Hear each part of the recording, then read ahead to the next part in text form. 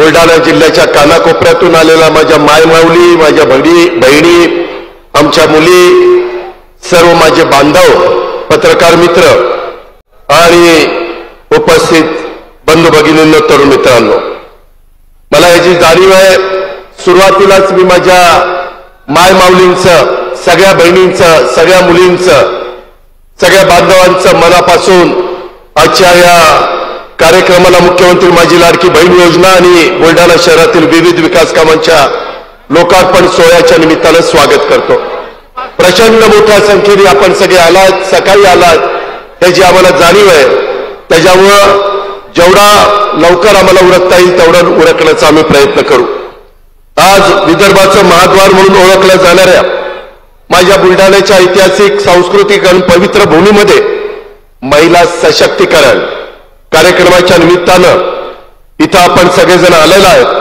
आपल्या सर्वांचे आराध्य दैवत छत्रपती शिवाजी महाराज, स्वराज्य रक्षक छत्रपती संभाजी महाराज, स्वराज्य जननी जिजाऊ माँसाहेब छत्रपती शाहू महाराज, क्रांतीसूर्य महात्मा ज्योतिराव फुले, भारतरत्न महामानव डॉक्टर बाबासाहेब आंबेडकर, क्रांतीज्योती सावित्रीबाई फुले, राजमाता पुण्यश्लोक अहिल्यादेवी होळकर, या सर्व उपस्थित असणाऱ्या इथल्या महामानवांना मी इथं आल्यानंतर मला कळालं की जवळपास बुलढाणा शहरामध्ये इथले आमदार संजय गायकवाड आणि इतर काही वेगवेगळ्या सहकारी मित्रांनी छत्रपती शिवाजी महाराजांचा अश्वारूढ पुतळा महत्वाच्या चौकामध्ये उभा करण्याचं ठरवलेलं होतं. तसंच अनेक महामानवांचे वेगवेगळ्या चौकामध्ये पुतळे एक आदर्श म्हणून तिथं उभे करायचं ठरवलेलं होतं. नवीन पिढीला त्यांचं नेहमी स्मरण व्हावं, त्याच्यानंतर तरुण पिढीला त्यांचे एकंदरीत त्या काळामध्ये केलेलं काम हे सतत लक्षात राहावं आणि एक चांगल्या प्रकारचं सामंजस्य हे या ठिकाणी करण्याचा प्रयत्न आमदारांनी त्यांच्या सगळ्या टीमनी केला.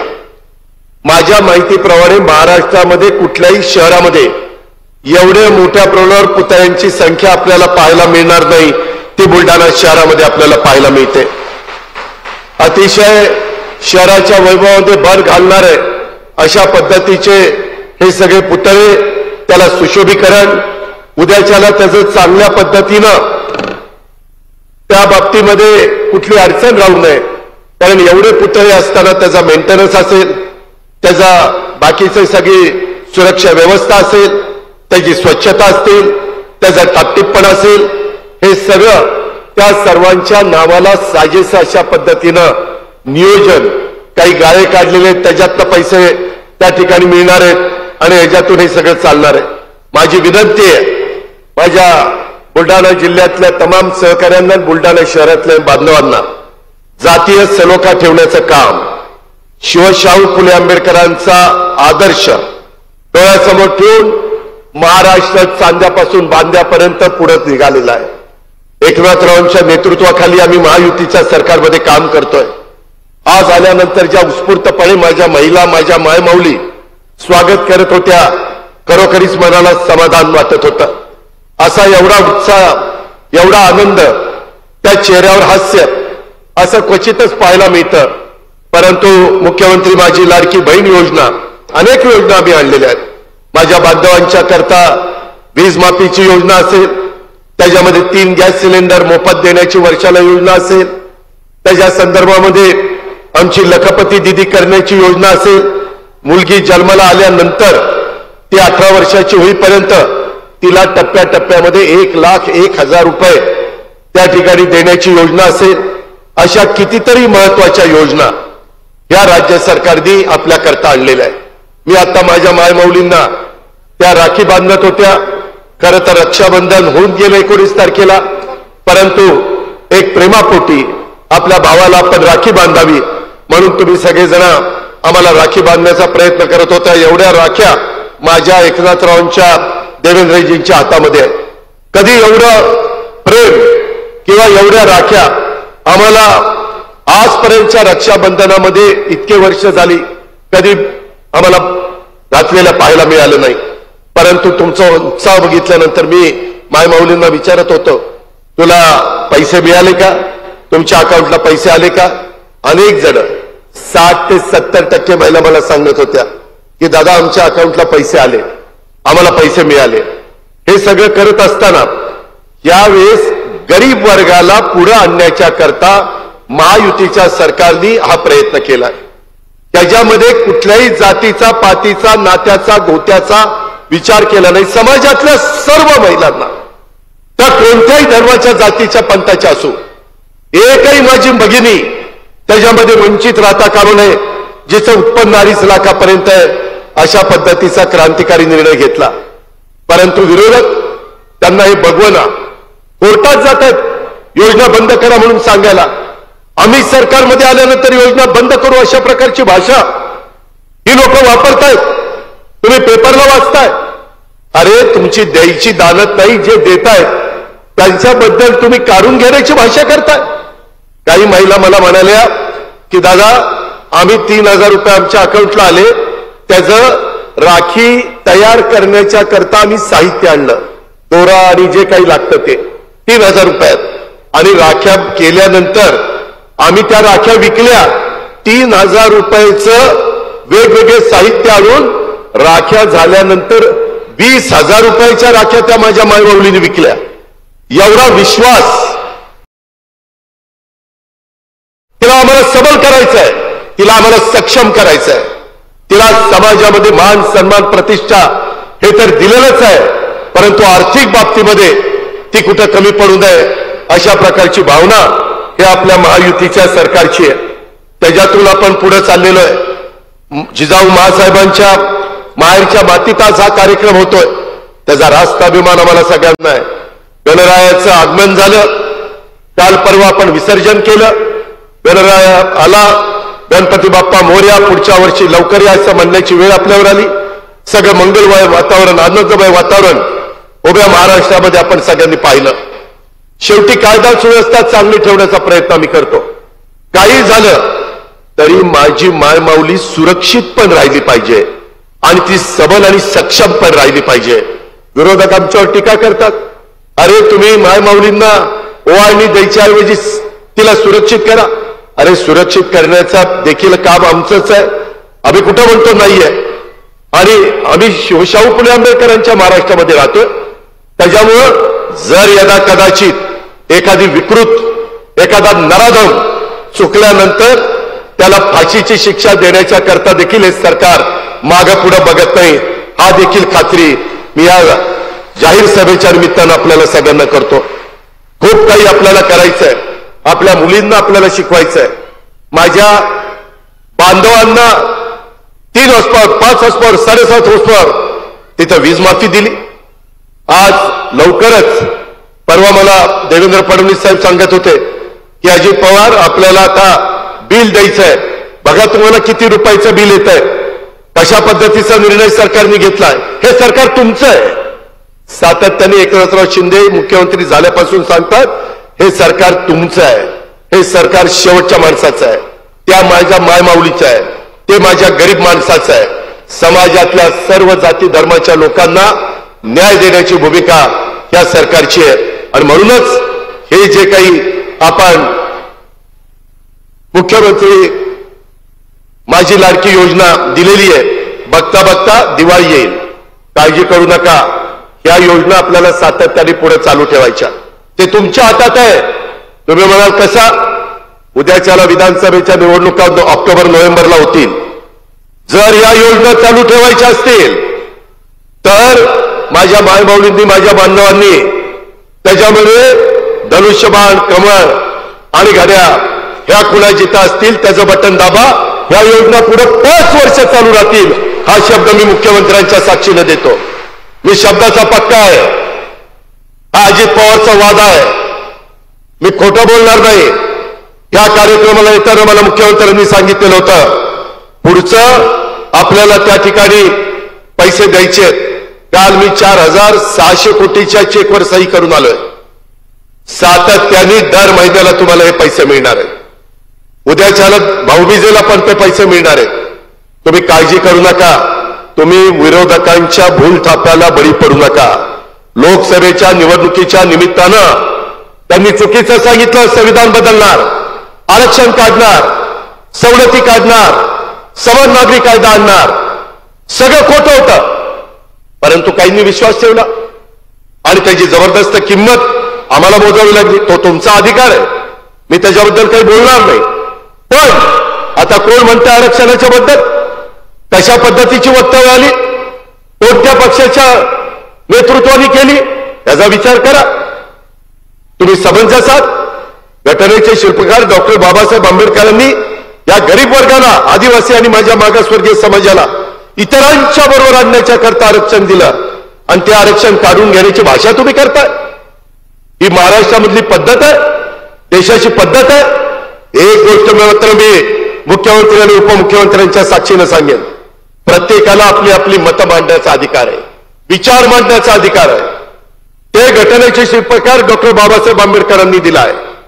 पण कुठल्याही सत्ताधारी असो, विरोधी असो किंवा आणखीन कुणी असो, वाचावीरांनी थोडंसं आपले त्या ठिकाणी मर्यादा पाळाव्या.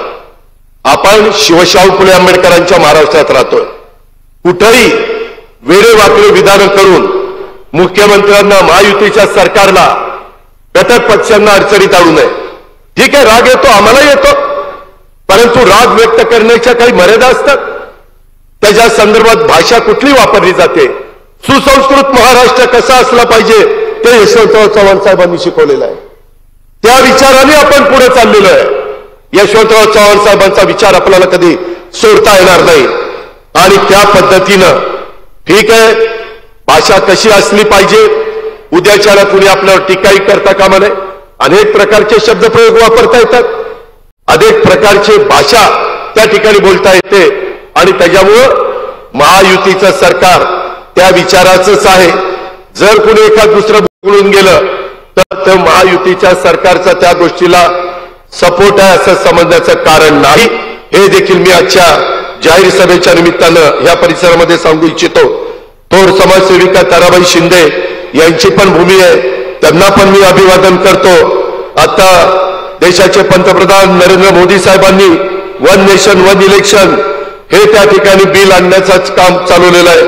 अनेक गोष्टी होत आहेत. माझ्या काही महिला मला म्हणाल्या, भगिनी म्हणाल्या, माझ्या मायमाऊली म्हणाल्या, अजून आम्हाला पैसे मिळाले नाही. काळजी करू नका, पहिला हप्ता पुण्याला कार्यक्रम झाला, दुसऱ्याचा मला वाटतं नागपूरला कार्यक्रम झाला, तिसरा कार्यक्रम मुख्यमंत्र्यांच्या संमतीनं नाशिक किंवा संभाजीनगरला होईल. अशा पद्धतीनं हा सगळा कार्यक्रम आपण राबवतो. मी आपल्याला सगळ्यांना ग्वाही देतो. अनेक महिलांनी मला इथे येत असताना वेगवेगळ्या अडीअडचणी सांगितल्या. मी आपल्याला पुन्हा सांगतो, ही मुख्यमंत्री माझी लाडकी बहीण योजना ही महायुतीचं सरकार बंद करणार नाही. हा चुनावी जुमला नाही, हा तुम्हाला कायम मदत करणारी भूमिका आहे. उलट राज्याच्या मुख्यमंत्र्यांनी पुढे याच्यामध्ये वाढच होईल परंतु कमी होणार नाही अशा पद्धतीने जाहीर केलेलं आहे. या योजनेमुळे माझ्या ग्रामीण भागाच्या आणि शहरी भागाच्या अर्थव्यवस्थेला किंवा अर्थचक्राला गती मिळणार आहे. याही गोष्टीचा आपण विसर पडून देऊ नका. आणि वृद्धांच्या करता, इतर घटकांच्या करता, सगळ्याच वयोगटातल्या लोकांच्या करता आपण अनेक योजना आणल्या. दुधाला 5 रुपये आपण अनुदान त्या बाबतीमध्ये देतोय. त्याच्या संदर्भामध्ये खूप काही सरकार आपल्या जनतेच्या करता करतंय.